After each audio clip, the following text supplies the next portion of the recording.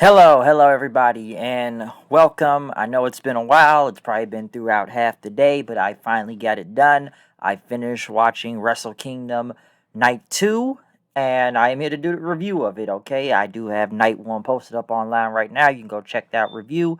A lot of stuff to talk about from the first night of the main event with Naito versus Ibushi for both the double championships of IWGP Intercontinental and Heavyweight Championship. Also, Okada versus Ospreay, um, you know, Hiromu versus El Phantasmo, several matches that went on, GLD versus Dangerous Tekkers. All you could check that out in the Night 1 review of Wrestle Kingdom. But we do move on into Night 2 in the Tokyo Dome. Of course, on English commentary, we got Kevin Kelly, Rocky Romero, and Chris Charlton. And I think I was right. Was like about 20,000 people they let in the Tokyo Dome and whatnot. Like I said, it's still kind of pretty weird right now looking at Wrestle Kingdom. Just in this pandemic version of Wrestle Kingdom. But hey, Wrestle Kingdom is still happening, folks. Like I said, they still got a Tokyo Dome, and we still got people in the Tokyo Dome. Just a little bit more quieter than usual, just to the restrictions and whatnot. But we still got it going on though. But we do kick it off with a fatal four-way for the King of Pro Wrestling trophy, the 2021 trophy, I should say, the KOPW, between Toru Yano, Bad Luck Fale, Chase Owens, and Bushi. Listen, it's not much I can go off from this match. This was a comedy match, really. I kind of thought it was odd when they wanted Yano to get in the ring at the beginning of the match, but the only way to get him in the ring was when Owens was going to let Fale pin him right at the start of the match, but Yano came in. Basically, it was Bullet Club versus Bushi and Yano and whatnot, and a tag team. But after they kind of kept working together at one point, they ended up hitting Bushi with like that grenade thing and like a German suplex. Because next thing you know, Fale and Owen started basically arguing about who was gonna pin who. Now, even though they were gonna pin each other, but now it's like they wanted to win and whatnot. And after they kept arguing, Yano came in. He low blowed both of them, and he covered Bushi for the win, stealing it and still retaining this KOPW trophy thing. I still have no idea what this trophy really does. Like, I've tried to understand the rules of it ever since Okada kind of explained it and everything, but I'm not even really sure where this is going. But it was a comedy match. It's kind of whatever when you think about it. So I can't really say I'm not surprised that Yano won. But I don't know, Owens and Fale and Bushi. I don't know what was going on with this. Yano's funny though. I just had no idea what was really going on in this KOPW thing. No, okay. Um, I know at one point they kept showing what Liger and Masahiro Chono on commentary with a Japanese broadcast team. But the next match we did have was Suzuki Gun, El Desperado, and Yoshinobu Kawamaru versus Master Wato and Ryusei Taguchi. Hiroshi Tenzan was out there with him for the IWGP Junior heavyweight tag team titles. This is Master Wato's Tokyo Dome debut. Listen, it's not much I can say from this match. Not a bad tag match and everything. But I can't really say I never really saw Watto or Taguchi there really winning. I know the guy just goes around hitting people with his ass most of the time, but I kind of figured Desperado and Kanemaru were gonna win. Like I said, it wasn't a bad match or anything. It's just I don't even remember the build to all of this for the junior tag team titles, though. Don't get me wrong, I like Desperado. I thought he had a great match with Hiromu in the finals of the best of the Super Juniors, but I didn't really know who they really did have going for the tag titles. Because I'm like, oh, really, Master Wato? My neighbor was actually surprised when he heard Master Wato was on the card. Like, wait, he made the Tokyo Dome card? Like, yeah, he's on the card. He's in this tag match. Like I said, it wasn't a bad match. It was pretty solid, but I think we all kind of figured that Suzuki Gun was going to retain. Desperado ended up hitting the Pinche Loco on Taguchi for the win, and they still retain the junior tag titles. Now, next is probably one of my favorite matches of the night, and I recommend everybody go back and watch this. Shingo Takagi versus Jeff Cobb for the Never Openweight Championship. And this, my friends, was a slugfest, okay? This was brutal and awesome to watch. Like I said, this was one of my favorite matches of the night, okay? Right off the bat, both of these guys just start going forearm after forearm with each other in the ring. and whatnot, which they kept kind of dodging each other, basically having a shoving match several times until Cobb came with a drop kick on him then, and then hit him with a crazy to the outside of the ring with Cobb like this big belly to belly suplex. I swear he threw Taguchi almost like 3 feet, and like by God, it looked freaking deadly out there. That was insane. Basically putting him back in the ring, hit him with another suplex and whatnot. Takagi was able to get out of it, hitting a big Death Valley driver, trying to go for a Death Valley driver on him, but couldn't. It was very hard to pick him up because what Jeff Cobb, which I thought this would have been a brutal spot, was when he was gonna like do like a freaking razor's edge off the apron onto the ground, but he was able to get out of it, and Takagi knocked him on the floor. He had a big dive, which Shingo ended up kind of hurting his back and hip a little from hitting the ground and whatnot, since he kind of landed on like the metal wood part of the entrance and everything, as Cobb took advantage of that then, basically picking him up again, hitting him with a big freaking like black tiger bomb, they said, which he kicked out. Shingo got up. He had a big DVD on him then, and a big superplex on the top rope once he got him on there. He tried to go for a wheelbarrow suplex again, but his back was starting to hurt more and more. Cobb came back, which was a big clothesline on him, suplex him again. And, once again, a lot of dodge moves right here, which both guys just keep suplexing each other. Then they kind of did some headbutts. Then they went back to trading strikes again, back and forth, which Shingo ended up hitting him in the face then. And he got Cobb again and to the ground, suplexing him. But he kind of went to almost to the outside then. Shingo, I think no, because he suplexed him and he tried to go for like a big pumping bomber and whatnot until he went to the outside of the ring, and he had to try to get himself back in the ring before the 20 count and whatnot. Because like I said, this guy was like it was hard to take him down, but Shingo got back in. Um, After that, Cobb basically got him down with a big power bomb.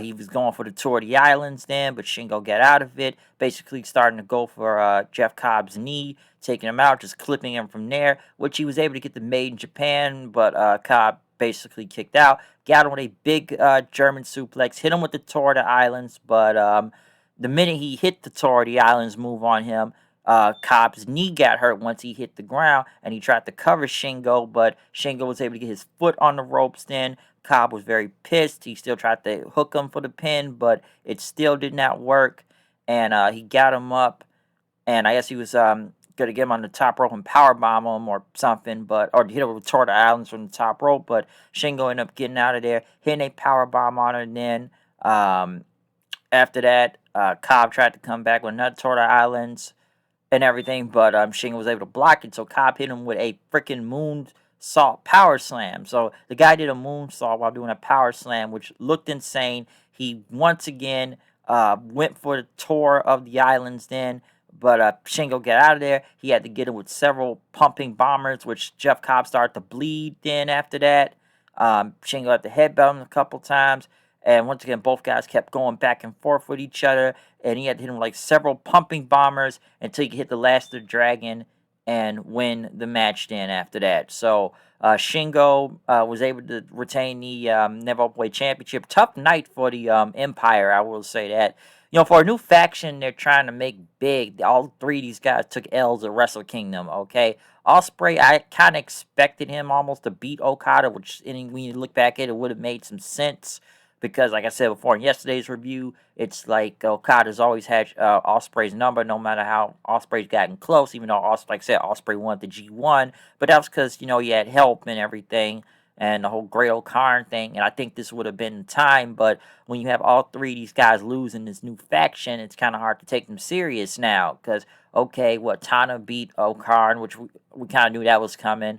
Okada and Ospreay, fantastic match, but I kind of expected Ospreay to go over. I was like, okay, maybe Shingo can finally get the win from this. But I guess they said Shingo beat Takagi champs 2 times in the past and in the G1. So I guess Shingo had to get the win back from here. So this was a slugfest. This was awesome. This was like one of the best matches on the show. Both of these guys beat the living hell out of each other. You want to talk about motherfuckers beating the hell out of each other? That's the thing with this never open weight title. I always said that who can hit who the hardest, who can beat the crap out of who the most when it comes to this whole never open weight title matches and whatnot. But the Empire, rough night for them. Really rough night, but still a great match between Shingo and Jeff Cobb. Really enjoyed it. Next, though, was Evil versus Sonata. In a way, it was kind of hard to follow and whatnot, which they had a lot of time out there, which Sonata was able to get Evil in that whole Paradise Lock thing and, kick him in the butt and whatnot until, Evil, I remember Evil, he kept doing this 2 times in the match. They were outside, and he hit him into like the ring announcer. They flipped the whole ring announcer table once Evil slammed Sonata into the guardrail, and then he did that whole thing with the chair, put on his head, and then swing for the fences and whatnot. And he had a table set up at ringside then, which they were back in the ring, and he kept going for Sonata several times. Togo was there, taking cheap shots at him. Sonata was able to come back then after that, but Dick Togo kept coming, trying to trip Sonata while running on the ropes, which they had him on the apron then, but Sonata was able to get out of it. Sonata ended up hitting like a big suplex on Evil, tried to go for the skull in, but Evil was able to get out of it then. He hit a big superplex at the top rope. He did him with a Scorpion Deathlock then, but Sonata got to the ropes, but Evil came back with the Darkness Fall, tried to do his whole everything is evil finish, but Sonata got out of the way of it. Sonata ended up in a big TKO. He tried to go for his moonsault, but Evil rolled out the way, and he got away, drop kicked in, and pretty much knocking him into the referee once you do that old swing the leg thing. So then we got the referee down. Dick Togo comes in, starts beating up Sonata. They were gonna go for the Magic Killer then after that, which they did. But then Evil was holding Sonata so Dick Togo could do a senton, but Sonata kicked Evil into the ropes, knocking Togo down. And Sonata ended up hitting his moonsault, and then hitting the skull end onto Evil, but Sonata let go of him then from the skull end, and then he did his moonsault to Evil's back. He went for the front, but Evil put his knees up then. Dick Togo then tried to choke Sonata with the that whole wire thing after Evil distracted the referee, but Sonata was able to get it out of there, out of the whole wire thing, and I thought it was one of the funniest parts of the match. This dude, like, Sonata knocks him right off the apron, and you could look at Dick Togo. You could clearly see him like do a big jump so he can land directly on the table ringside. Like, it wasn't even like I knocked you in the fall. It's like he jumped so high in the air. It's like he had to perfectly time that fall. Like, you just saw how he just kind of like, all right, let me get in position here. I'm gonna get in position. He knocks him, and then he just does like a big just this big over the top dive so he can go through the table perfectly. Evil was shocked then. Sonata tried to roll him up, but Evil came back and took him down with a clothesline. He tried to go for everything is evil, but Sonata ended up hitting his own everything is evil onto him. Hit a big pop-up TKO, and he hit him with the moonsault, and Sonata was able to beat Evil. So, yeah, Sonata getting the win over Evil. Not a bad match, I should say. And they did with everything they could to especially eat up a lot of time, and it's following the whole never open weight match. So it was good. It wasn't bad or anything. I kind of figured Sonata was gonna win, but that table spot was still funny with Dick Togo though. But it was a good match though. I will say that between Evil and Sonata. I know they tried to play the history. Yeah, they were tag partners, Lij and everything, but I don't know. I feel like this match was just thrown on the card to be thrown on the card. Even in the last minutes of build to Wrestle Kingdom, it was just kind of there. But Sonata getting the win, I can't say I'm really surprised by that. Next, though, we got Hiromu Takahashi versus Taiji Ishimori for the IWGP Junior Heavyweight Championship. This feud's been going on for a while now. Hiromu basically beat El Phantasmo, the Super J Cup winner, to since he is the best of Super Junior winner, he ended up beating the J Cup winner to get this shot against Ishimori and whatnot. Which I know they did this one crazy thing was Hiromu he had Ishimori right there on the ground. He was gonna do that whole run through the ramp and hit a big drop kick on him, but Ishimori got him, and I guess it was like some weird like slam on him he was able to get, and slam him on the ramp, which gave Ishimori control in, pretty much exposing his back. It even taking out one of the turnbuckle pads, and hitting him with a big drop kick into the apron and whatnot. Ishimori just, focusing on, Hiromu trying to go for the crossface in several times for his finish, but Hiromu got out of it, pretty much getting his foot onto the ropes then. After that, Ishimori basically tried to come back in and pretty much hit a big suplex in after, and trying to do like one of them handspring thing with the, off the ropes, but Hiromu got it with a big suplex in, even that whole, overhead suplex into the corner, but Ishimori came back with a big Canadian destroyer, and then they hit another Canadian destroyer. It's a lot of Canadian destroyers in this match. Let me say that. Which both guys end up getting back up, punching each other again.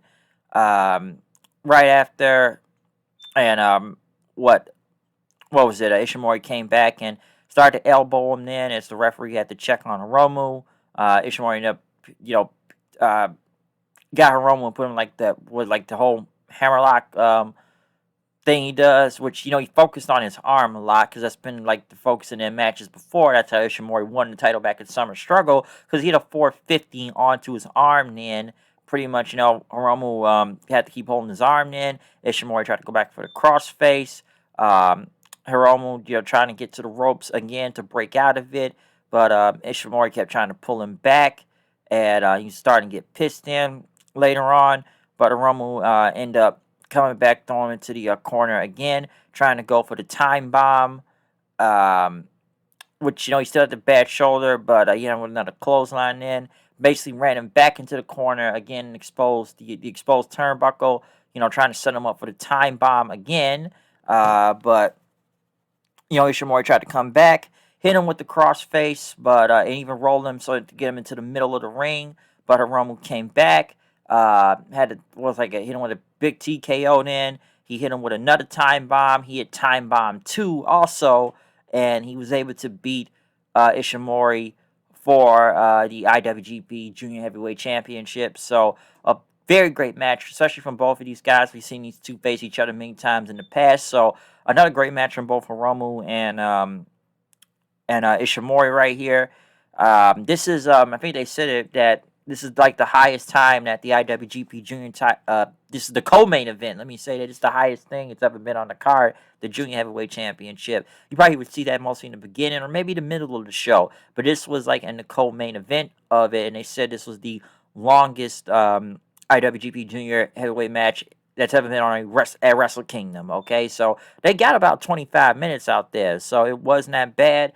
But, as I said, Hiromu, what's going to be next for him? He's now got near to the co-main event, but now can he get the junior heavyweight title to the main event of Wrestle Kingdom one day? I don't know, maybe, but we'll see what happens with that. But like I said, overall, this was a very great match between both Hiromu and Ishimori for the junior heavyweight title. But now we get to the main event, winner take all, Kota Ibushi, Jay White, IWGP Heavyweight and Intercontinental Championships. Jay White still having the briefcase, to put him in the main event. Having a stare down with Kota. Of course, Ghetto was out there as, Jay White was going to do anything he can to get that championship, which they went to the outside of the ring then. What was it? Jay White taking him down with a DT, trying to go for Ibushi. Since he had to work on night 1, Ibushi's working 2 nights here. Jay White was able to pretty much throw him around the apron, pretty much a big suplex onto the apron then, which he started to focus on Ibushi in the back of like his head and neck. But Ibushi came back with a moonsault then right after a standing one, which he started kicking Jay White then into the ring or going to ringside. Um, Jay White pretty much pushed him off, pushed him to the guardrail, got the power slam on him then, trying to go for Ibushi's knee in right after, trying to put in some submission on, but it did not work. Ibushi was able to come back, taking Jay White to the ground with a Frankensteiner in, and he pretty much had him on to, pretty much close to the apron. I thought he was going to go for a kick or something, but Jay White was able to get out of it. Both guys went back and forth. Almost got to the outside again. Kota Ibushi tried to go for his golden triangle moonsault, but Jay White got back in. He drop kicked him onto the ground, which Ibushi had to get into the ring then right after, which he was able to. Jay White tried to go up for the Blade Runner, but Ibushi got out of it, hit him with a suplex then, hit him with Shinsuke Nakamura's, boom yae knee or, Kinshasa and whatnot for the 2 count. Jay White was able to basically try to backslide on him then and tried to win again like he did back at the Power Struggle show, how he won the briefcase by holding the ropes, but the referee saw it and stopped him. Ibushi ended up kicking Jay White then, trying to go for the Kamigoye, but Jay White tried to cover himself right after. Ibushi was going to move his hands, and he ended up kicking him in the face. And then Ibushi gets that, that look in his eye where he looks like basically a madman then. But Geto was able to stop him.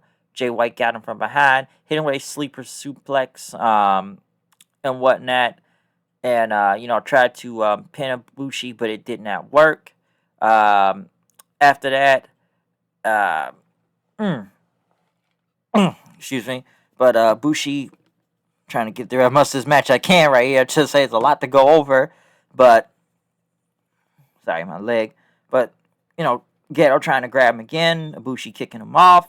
Jay White, attacking him again several times, hitting him with a dragon screw. Ibushi ended up focusing on, not Ibushi, but Jay White started to focus on his legs then.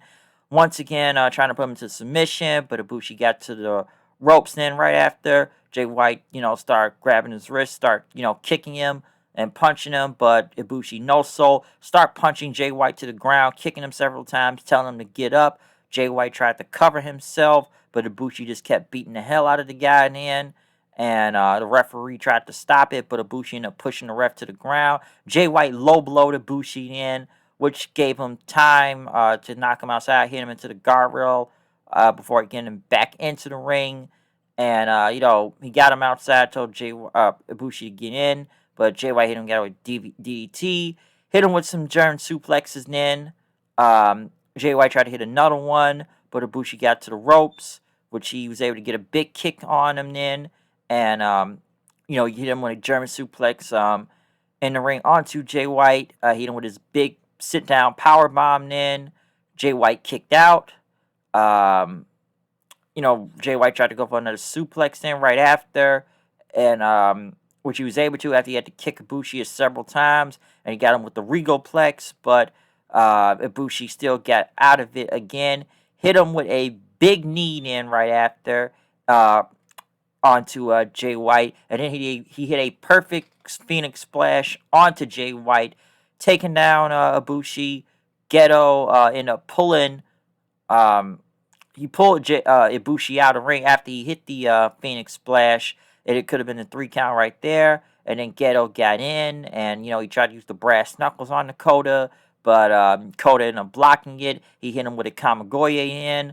Ibushi tried to get the referee back in to do the pin, but Jay White got up. He hit the Blade Runner. Ibushi still kicked out of it, and Jay White hit like a leg lock on him then, and but that still didn't work. He tried to get Ibushi up, but Ibushi tried to hit him with a big knee. Jay White got out of it. He hit him with another Regalplex then. He hit him with a Brain Buster. He got him with a Blade Runner then. Was going to go for the Blade Runner, but Ibushi once again dodged it. He hit him with a big running V-trigger knee, and he took him with another knee then. And then he hit him with one Kamigoye. He tried to go for a Kamigoye, but Jay White got out of it. And Ibushi was able to basically, dodge the Blade Runner again. He got him with another big knee strike. He hit him with like a reverse Kamigoye to the back of the head, but then he pulled down his knee pad. He hit him in the front then with the Kamigoye and won the match. So Kota Ibushi survived Wrestle Kingdom and won both nights in a row, still retaining both the IWGP Heavyweight and Intercontinental title, as Jay White looked like he was trying to grab for the titles and almost still tried to fight Ibushi like the match was still going, but it wasn't. The Young Boys pulled him out. Sonata came out there in a suit, basically challenging Ibushi right there, right now. He wanted, for the titles, but Ibushi says, "I'm more powerful now than you ever known, but I do want to wrestle you for the titles and whatnot." They shook hands, and Ibushi has basically said, that he is a god. He's finally done it. He's ascended to god level at this point, as Ibushi celebrated being the new double champion as he walked around, and all the announcers from both the English and Japanese broadcast tables, got up, gave him a standing ovation or cried as the pyro shot off at the end of the show, and Ibushi basically celebrated, and that was the end of Wrestle Kingdom. Okay, I figured Kota Ibushi was going to win this both nights. My neighbor even said it. I've said it before. When you look at the logo to Wrestle Kingdom, it already kind of tells you who was going to win. Come on, the logo to Wrestle Kingdom is the same color as Ibushi's gear and whatnot. But I figured he was going to go over both nights, after especially going over Naito the first night. And everything, because let's be honest, I've said it yesterday, they really have got fucked with Ibushi for a while now. In New Japan, especially after happened last year. This guy did walk in the Tokyo Dome both nights last year when he did win the G1, and he still lost, which I still think that was New Japan kind of having a whole like, hey, we're going to give you the G1 last year, but you going to main event Wrestle Kingdom, but this kind of like, it was one of those, hey, thanks for not going to AEW. That's why I believe he won the G1 and still main event Wrestle Kingdom last year, because like, hey, thanks for not going to AEW, but after Bushi's, I would say, a very weird year where they kind of gave him a consolation as a tag team, and then the pandemic hit with the titles, and then, he went to G1, he won the G1, he lost the G1, and he still found a way to main event Wrestle Kingdom, and he survived both of the nights. Now, in a way, I kind of thought about this, and see some people did also. It would have been crazy if they just had, and I know it's no partnership all the way with AEW and New Japan, but you got Kenny Omega trying to go for everybody's titles right now. The guy's holding that AAA Mega thing. He's got the AEW belt. He may be going for the Impact one from Rich Swann. Yeah, I even said this, like, what if this guy just shows up on screen after Ibushi wins? Say, hey, congratulations, Ibushi, it's his friend and everything, but now I want those IWGP and Intercontinental title now, because, Omega was the IWGP champion. Now I want it back. That would have probably sold more of the partnership between AEW and New Japan, but I doubt Omega was ever gonna get this whole thing going on anyways, or even win the titles from Ibushi to begin with, though, if that ever happened. But that was just something I came up with since in the past, since they got Omega going for every title right now. What if the guy just shows up on New Japan and says, "Congratulations, Ibushi, my good friend. Now I want your titles, okay?" But I'm not gonna go into that right now since we got a belt collecting thing, but I doubt New Japan will really let that fly all the way anyways. But overall, like I said, Ibushi, this was his time this time. He finally got his time. So I'd also be came to me and says, it's gonna be when your boy Naito loses. Hey, you know what? Naito had his time last year. And it was his time last year. Even though I think his pandemic kind of fucked with his title reign, he had his time. And it'll come back one day. But this was Ibushi's time. I didn't know how they were going to do Wrestle Kingdom this year. And, I almost thought Jay White was going to... how crazy would it have been if this dude Ibushi only held the titles for one day and then Jay White just gets the next night. That would have been crazy. And, by the way, they also said this is the longest match in Tokyo Dome history and the longest match in Wrestle Kingdom history, I believe, too. I believe they said. The longest main event. This match went almost an hour. It was 48 minutes, folks. 48 minutes and 5 seconds, okay? That's how long this match was. But still, a great main event in general. Overall, night 2 was really good. The matches you really, really want to watch, though, from this is the main event, the junior heavyweight title, and the never openweight title. Those are the three matches you will really watch from this show. Evil versus Sonata was okay. The junior tag belts, it was an okay match also. The first one was just a comedy thing, so there's not much to say from that. Like I said, night 2 was really good. I don't know which one I would say which was the better night. Night 1 had Okada and Ospreay and Naito and Ibushi, but I think those were only two top matches of the night because everything else on the card was like, okay, Phantasmo and Hiromu was good. The tag match was good for the tag titles, the heavyweight ones, until like the finish with that whole Iron Claw thing. Tana versus Great O'Khan. I'm almost surprised that was even a match on the card to begin with, in a way. Kenta versus Kojima was kind of whatever. I think people just want to see Kenta versus Moxley at this point. I think Night 2 probably would have had the better matches. I think they had 3. Night 1 only had 2 really great matches. Night 2, like I said, between the co-main event, the main event, and the never openweight title, those were like the top 3 matches of the night, okay? So, like I said, it was a very great show for Wrestle Kingdom. I enjoyed it. Like I said, it felt weird watching, just maybe because it's the whole pandemic thing that really messes with Wrestle Kingdom and how they let fans in. Because I didn't know how they were going to do it, but hey, they got the English commentary actually there this time and not via satellite, and they made this work. Okay, they made this work.